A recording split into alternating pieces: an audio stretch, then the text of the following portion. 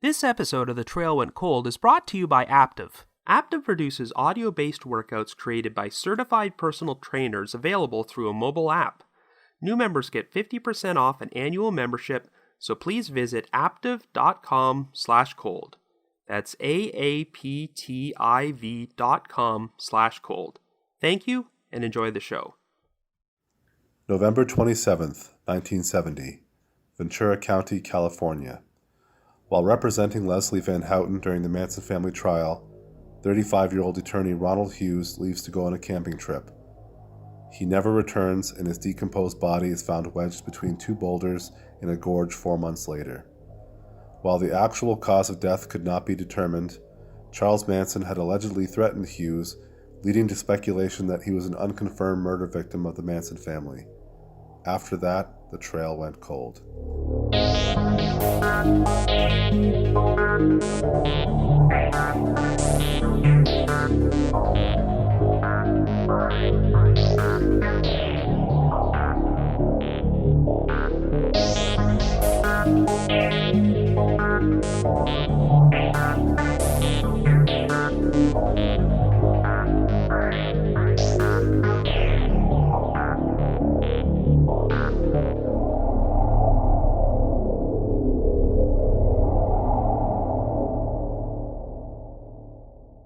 First of all, I believe it's very clear that Mr. Manson always has been denied counsel of his choice in this matter. Back in December, he was asking to have Mr. McKissick and Mr. Steinberg as his attorneys of record, and I would hope possibly to try and get them involved in this case, possibly even to substitute out and have them substitute in. Is this your first case that you'll be trying? Yeah, this will be the first case that I've ever tried. How long have you been an attorney?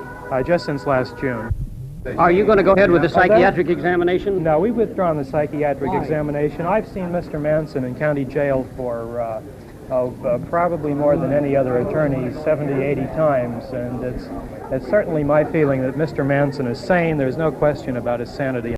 Happy New Year, everyone, and welcome to the first Trail Went Cold episode of 2018. I'm your host, Robin Warder, and that sound clip you just heard was an interview with a defense attorney named Ronald Hughes, who will be the subject of today's episode. And yes, you heard him right.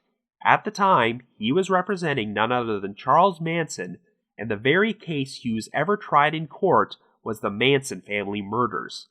Also, that voice you just heard narrate our opening was our latest contest winner, Andrew Dodge. Last year, we started a recurring monthly contest where our listeners could earn a chance to recite the opening narration for one of our podcast episodes. Andrew won our monthly drawing last month and did an amazing job, so a big thanks to him.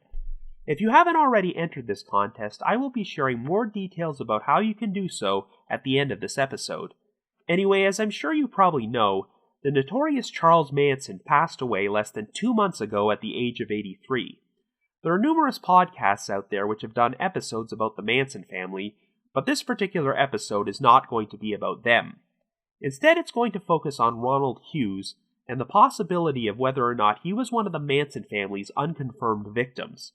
Hughes was originally appointed to be Charles Manson's defense attorney at the Tate LaBianca murder trial, though he eventually wound up representing one of Manson's followers, Leslie Van Houten. Before the trial ended, Hughes went missing and would later turn up dead under unexplained circumstances.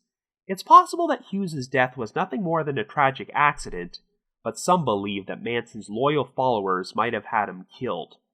It's also worth mentioning that Leslie Van Houten was recommended for parole a few months before this was recorded, and it's currently still up in the air about whether or not she is going to be released from prison, so this seems like an ideal time to examine this story.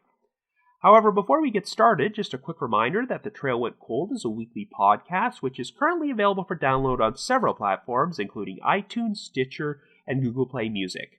So if you like this podcast, be sure to subscribe to it, and please leave us a rating or a review to help spread the word. The Trail Went Cold also has its own PayPal account and a donate button on the website.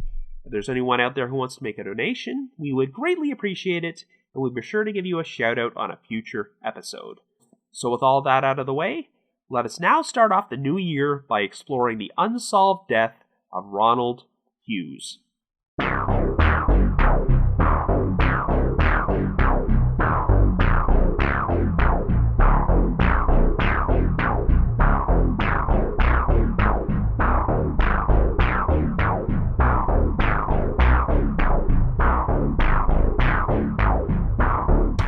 Our story begins in California in 1970.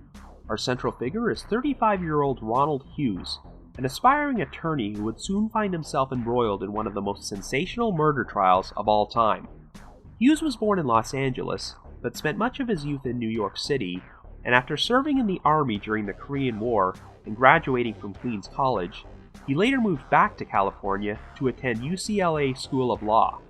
His attempt at a legal career took a little while to get going, as he failed the bar exam on 3 separate occasions, but after finally passing on his 4th attempt in June of 1969, Hughes got a job as a law clerk with the Public Defender's Office. Even though Hughes hailed from a conservative family, he had developed a vast interest in the hippie subculture and grown a bushy Santa Claus-style beard, which helped earn him the nickname the Hippie Lawyer. And this was one of the main reasons why Hughes became a candidate to represent a man who was becoming one of the most notorious criminals of all time, Charles Manson. Now, I'm sure I don't have to provide much backstory about this guy and his cult of followers from the Manson family, but here's a rundown of the crimes they were charged with. In December of 1969, Manson and 4 of his followers, Charles Tex Watson, Susan Atkins, Patricia Krenwinkel, and Linda Kasabian, were indicted for a series of brutal murders which took place earlier that year at a Benedict Canyon home owned by actress Sharon Tate. Shortly after midnight on August 9th, Manson directed his followers to enter the estate and break into the house, where they proceeded to murder 5 victims: Sharon Tate, Wojtek Frykowski, Abigail Folger, Jay Sebring, and Stephen Parent.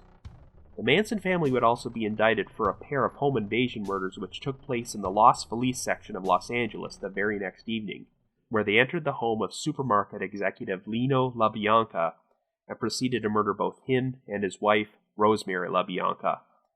This time, they were accompanied by a 19-year-old follower named Leslie Van Houten, who would also be indicted for her role in the LaBianca murders. Anyway, Charles Manson, Susan Atkins, Patricia Krenwinkel, and Leslie Van Houten would all go on trial together for all 7 murders. Tex Watson was admitted to a state hospital to evaluate whether he was fit to stand trial. While she was present at both murder scenes, Linda Kasabian did not physically participate in any of the killings, so she was offered immunity for her testimony against the 4 Manson family defendants. Manson's initial inclination was to act as his own attorney and represent himself at trial, which would have been a disaster of epic proportions, so he was assigned a court-appointed defense attorney who wanted his client to undergo a psychiatric examination. Well, Manson promptly fired his attorney for this and selected Ronald Hughes, since the 2 of them had become acquainted when Hughes visited Manson in county jail. But of course, Hughes had never actually tried a case before, and now he would be right in the middle of a media circus. However, 2 weeks before the start of the trial, Hughes was replaced as Manson's counsel by Irvin Kanarek, a veteran defense attorney with a reputation for obstructionist tactics. Instead, Hughes would be appointed to represent Leslie Van Houten.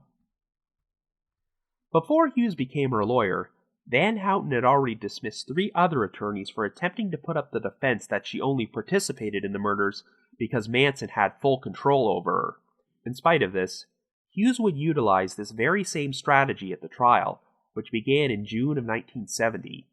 Needless to say, Hughes was a very unlikely choice to be a defense attorney at a trial of this magnitude, as he had no office, very little money, and slept on a mattress on the floor of a garage at a friend's house, with a framed copy of his birth certificate hanging on the wall. He would often show up to court dressed in clothing that didn't match and had noticeable food stains. In fact, many of Hughes's suits were purchased on the cheap at a sale from the props department at MGM Studios. During the trial, Hughes showed his inexperience, as he often arrived late and made frequent procedural errors. At one point, the trial judge, Charles Older, held Hughes in contempt of court for openly saying that a statement prosecuting attorney Vincent Bugliosi had made was, quote-unquote, a lot of shit. Hughes was given the choice between paying a $75 fine and spending the night in jail, but since he could not afford $75, he responded, "I am a pauper, Your Honor," and spent the night in jail.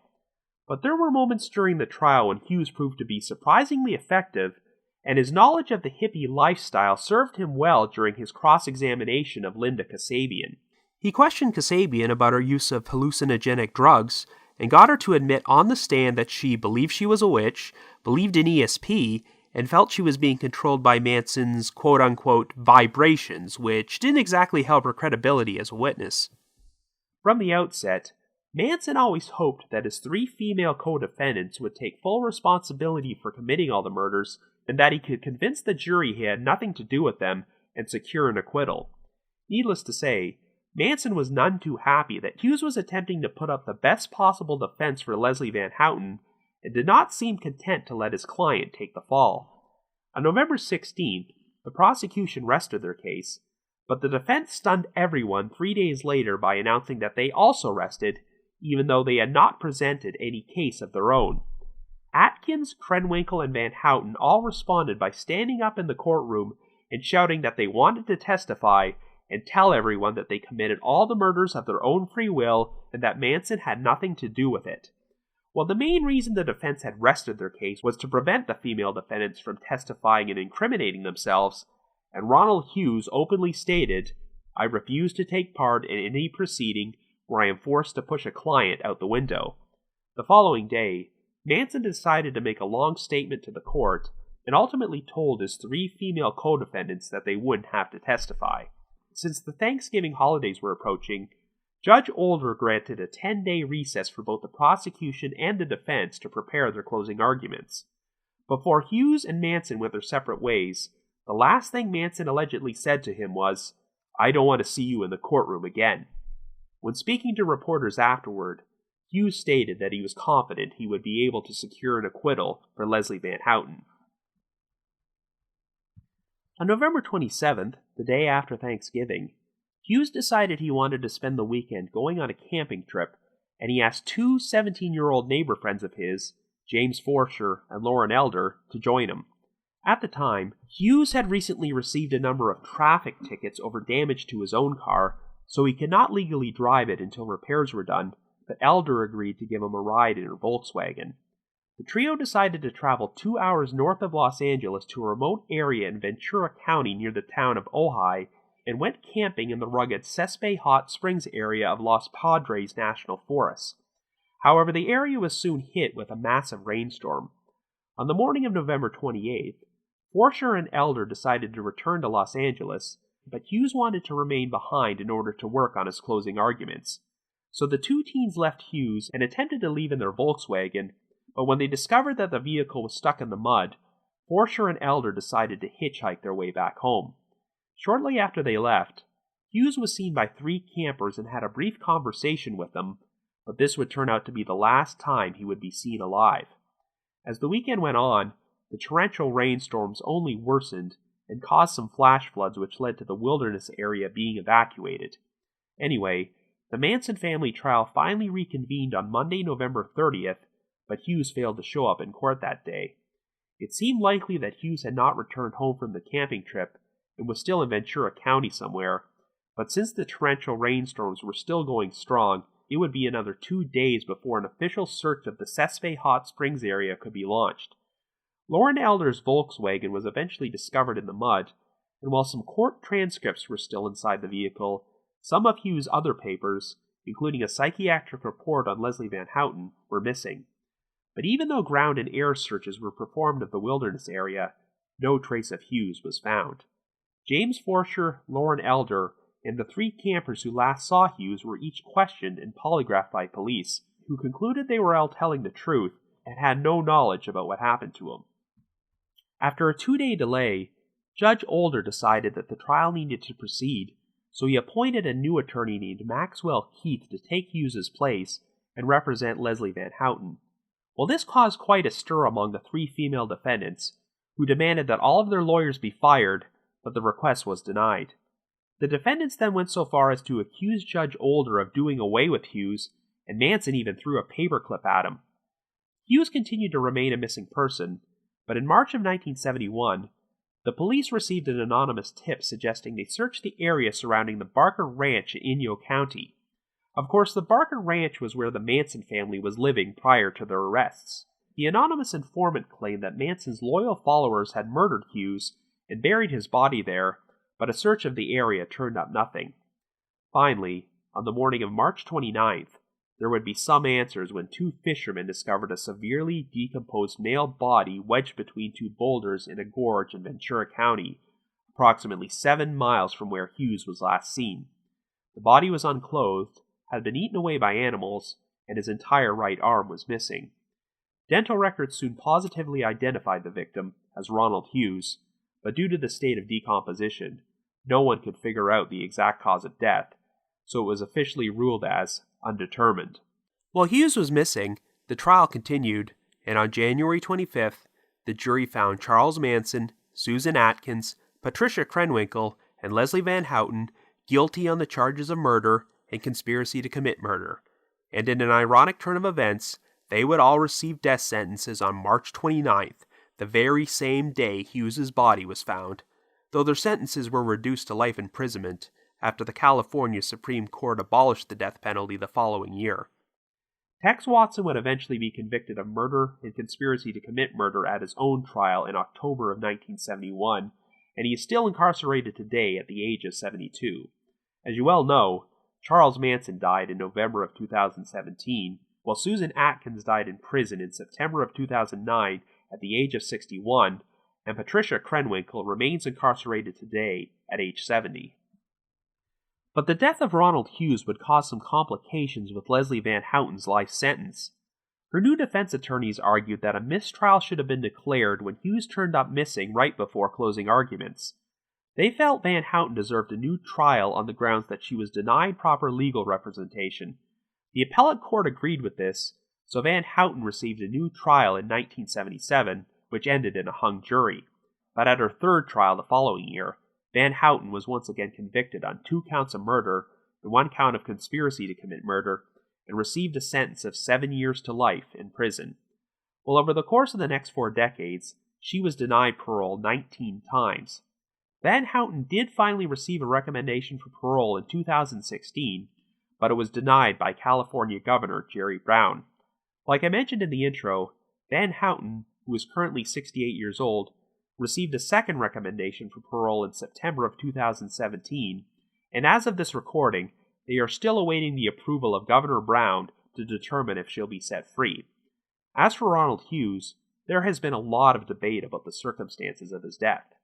The Ventura County Sheriff who investigated Hughes's case did not see any noticeable signs of foul play on his body and believed his death was accidental.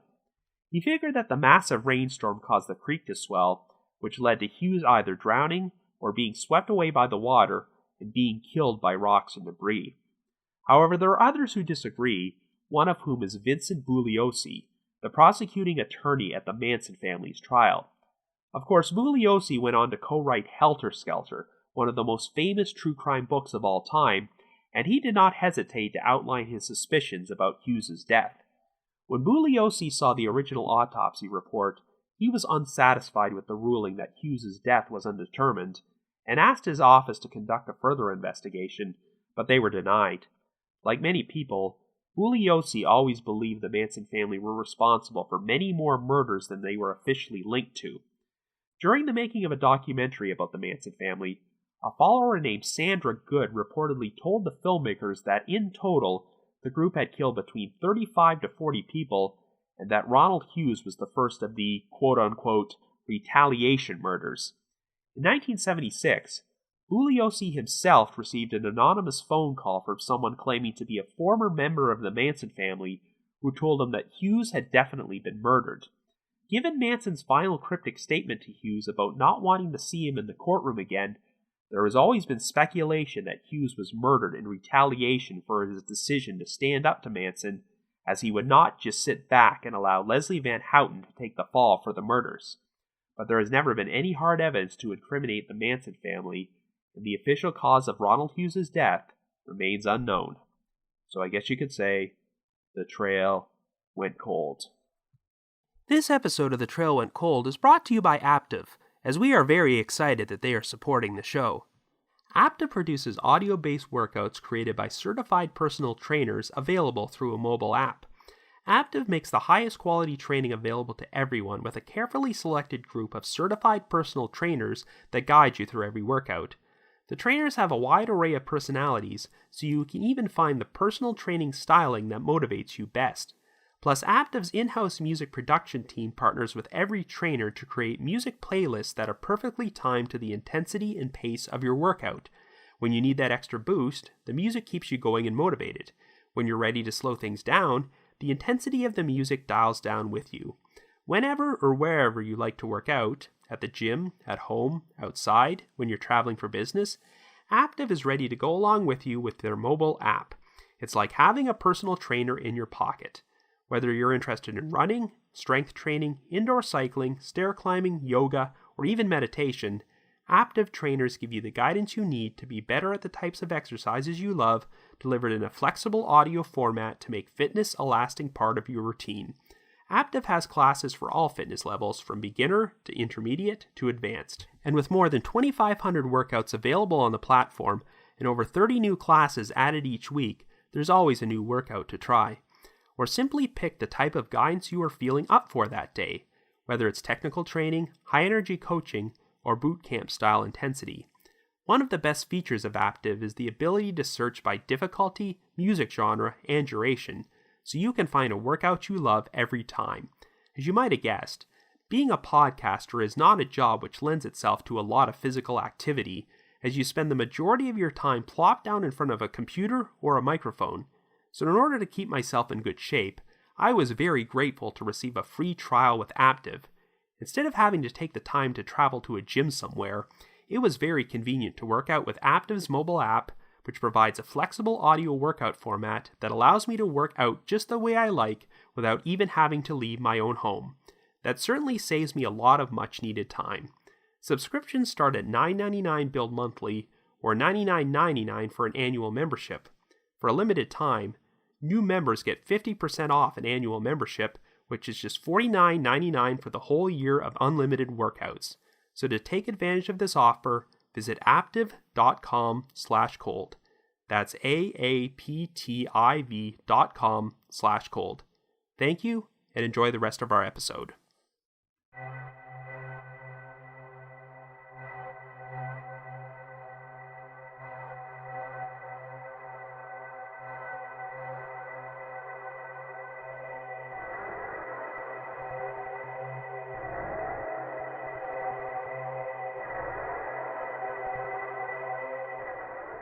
So yes, the whole saga of the Manson family is one of the biggest true crime stories ever and contains a number of colorful characters, but I gotta say, before I started researching this episode, I didn't know all that much about Ronald Hughes.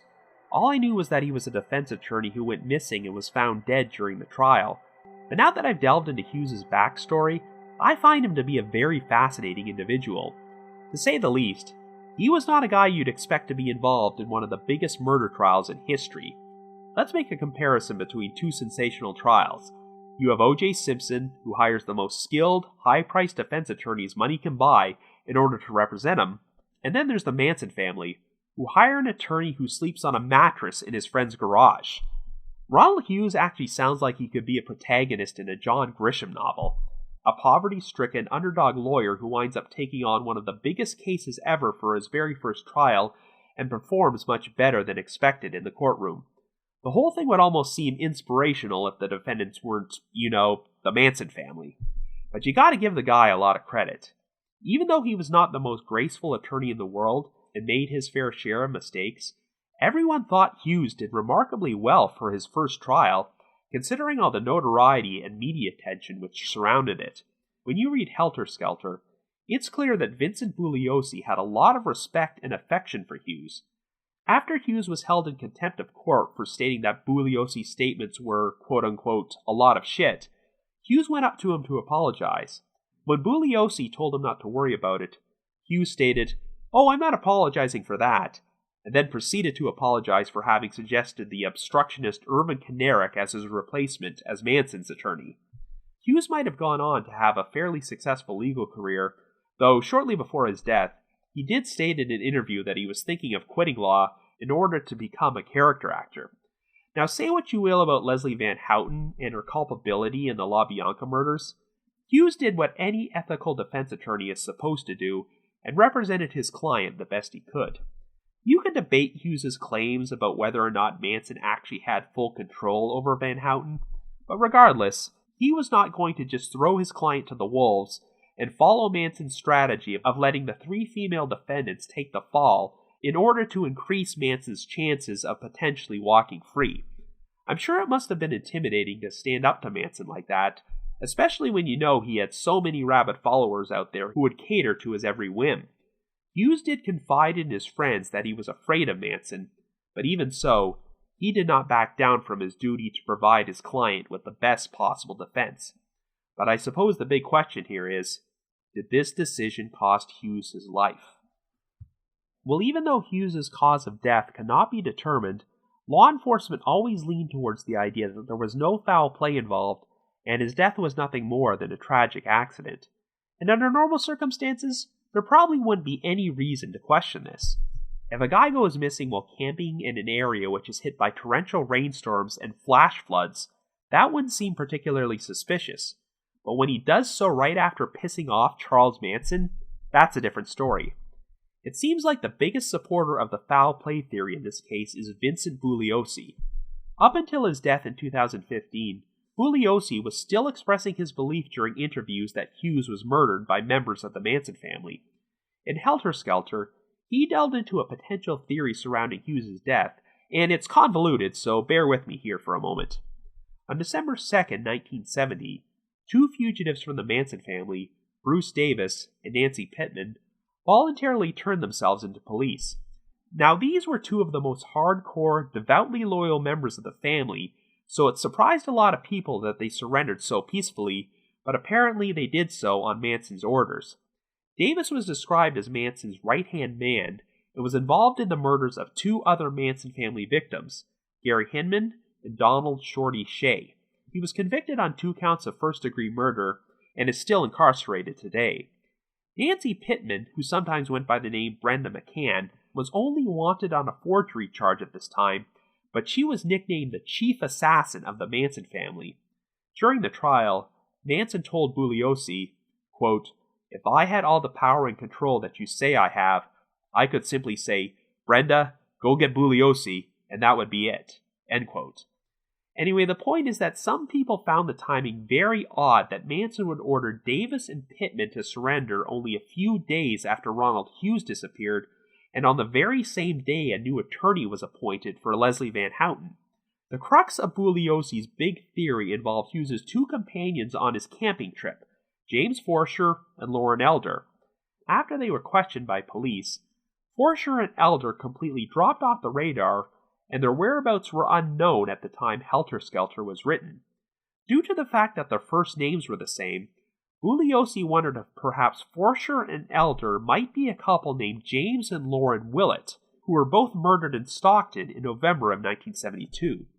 James's body was found in a shallow grave in the desert, while Lauren's body was buried in the basement of a house. She had a gunshot wound to her head, though her housemates claimed that Lauren had accidentally killed herself while playing Russian roulette. Anyway, these housemates just happened to be members of the Manson family, and they would be indicted for their roles in the Willett's murders. One of them was Nancy Pittman, who was convicted of being an accessory after the fact and sentenced to 5 years in prison. Bugliosi speculated that if James Forsher and Lauren Elder were in fact James and Lauren Willett, then perhaps they were murdered by the Manson family because they knew too much about Ronald Hughes' death. Well, as intriguing as this theory sounded, it was completely debunked when Forsher resurfaced in 1979 and actually went so far as to sue Bugliosi for libel and invasion of privacy because of his theory in Helter Skelter. Forsher denied having any involvement in Hughes' death or any connection to the Manson family and believed the book was falsely accusing him of being complicit in a murder. Well, Forsher wound up losing the lawsuit because Bugliosi had only speculated about a potential theory and never flat out accused Forsher of anything. Anyway, I'm not sure if they ever found out what happened to Lauren Elder. Given that Lauren Willett was 19 years old when she was killed, the age would have matched up, but since Lauren Willett's maiden name was Olmsted, it's very unlikely that she was Lauren Elder. Strangely enough, there was another Lauren Elder from California who became somewhat famous after surviving an airplane crash in the Sierra Nevada in 1976 and wrote a best-selling book about the experience, but she's definitely not the same person. Overall, in spite of what Bugliosi might have thought, law enforcement was always satisfied that Forsher and Elder were telling the truth about their camping trip with Hughes. Now, I have to admit, I've always found certain things about the whole trip to be quite odd, most especially how a 35-year-old man like Hughes would be out camping with two 17-year-olds. But I guess since virtually every aspect of Ronald Hughes' life was a bit odd, I guess I shouldn't read too much into it. Hughes probably just really wanted to go camping that weekend, but since his own vehicle needed repairs, and his two neighbor friends had their own transportation, he decided to invite them along so he could hitch a ride. Of course, after the area was hit by a torrential rainstorm, and Forsher and Elder wanted to head back to Los Angeles, I have no idea why Hughes decided he wanted to stay out there, and I'm not exactly sure how he was planning to get home after they left. Camping out in a rainstorm does not seem like the ideal conditions in order to work on closing statements in a major trial, but then again, Hughes lived in a garage, so maybe he just preferred doing his legal work in the wilderness, regardless of the weather. It also seems strange that Forsher and Elder would just leave their Volkswagen stuck in the mud all weekend and hitchhike home rather than call for help to get their vehicle towed out, but maybe they just wanted to get out of the rain and would make arrangements to retrieve the Volkswagen after the rain stopped. But in spite of these oddities, that doesn't change the fact that 3 other witnesses spoke with Hughes in the woods after Forsher and Elder had already left, and they claimed that everything was fine. Forsher, Elder, and these 3 witnesses were all questioned and polygraphed by police, and as far as they were concerned, their stories checked out. Since Bugliosi's original theory about Forsher and Elder was debunked, I really see no reason to believe they were involved in what happened to Hughes, or that they had any affiliation with the Manson family at all. Now obviously, the big issue with believing that Manson family members such as Bruce Davis or Nancy Pittman murdered Hughes is the fact that he was over 100 miles away from his home in the middle of the woods, meaning that if Forsher and Elder were not involved, then the only way anyone could have found Hughes there was if they followed him all the way from Los Angeles. We know that Hughes arrived on November 27th, but he was last seen alive on the 28th, which would mean that whoever killed him laid in wait for an entire night, even though the weather had gotten considerably worse by that point. Killing someone outdoors in the middle of a torrential rainstorm sounds like a pretty big challenge. I suppose a possible explanation for that is that the perpetrators thought it might be easier to kill Hughes while he was alone, so they just waited for his 2 companions to leave, but then how could they have predicted Forsher and Elder would leave in the first place? And of course, if this was the Manson family, these are people who had no hesitation about breaking into someone's house and murdering multiple people, so I doubt the presence of 2 extra teenagers would hold them back, and they consider them to be nothing more than collateral damage. Not only that, but if this was a murder, what sheer luck for them that a flash flood would hit the area and wash Hughes' body so far away that it wasn't found for months, and by then, there were no longer any noticeable signs of foul play. The more you think about how these events unfolded, the less likely it seems that Hughes was murdered. Admittedly, there are a few things which do bother me. The 3 campers who last saw Hughes on the morning of November 28th claimed that he was on high ground in an area which was a great distance away from the floodwaters. But then, we don't know the exact time Hughes was killed that weekend, so who's to say the flooding didn't eventually reach that point, or that Hughes simply traveled to another location where he got caught up in the water and either drowned or was killed while being swept away. The strangest thing to me is that when Hughes' body was found 4 months later, it was unclothed. I'm not sure if a flash flood can knock a victim's clothing off, but for all we know, maybe Hughes was already naked at the time he was swept away, or his clothing was just torn away by the animals which had been feeding on his body. But overall, if you were to make a chart comparing the points for and against foul play in this case, I really don't think there are going to be a lot of check marks in the for column. Obviously, the main reason people suspect Hughes was murdered was because his last official act as an attorney was pissing off Charles Manson, who allegedly told him, "I don't want to see you in this courtroom again." So it's tempting to believe that Manson ordered his followers to dispose of Hughes before he had a chance to return to court and deliver a closing argument which painted him in a bad light.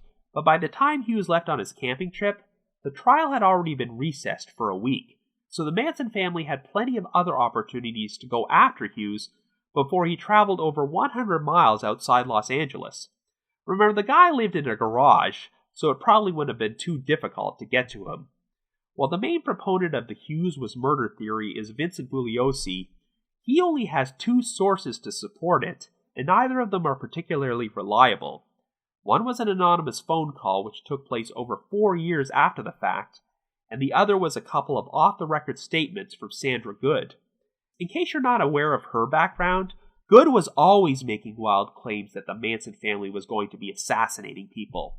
In 1975, one of her friends, Lynette Fromm, made a failed attempt to assassinate President Gerald Ford, and Good started making threats that a quote-unquote wave of assassins from a group she called the People's Court of Retribution were going to kill and disfigure many corporate executives and their families in retaliation for their pollution of the earth.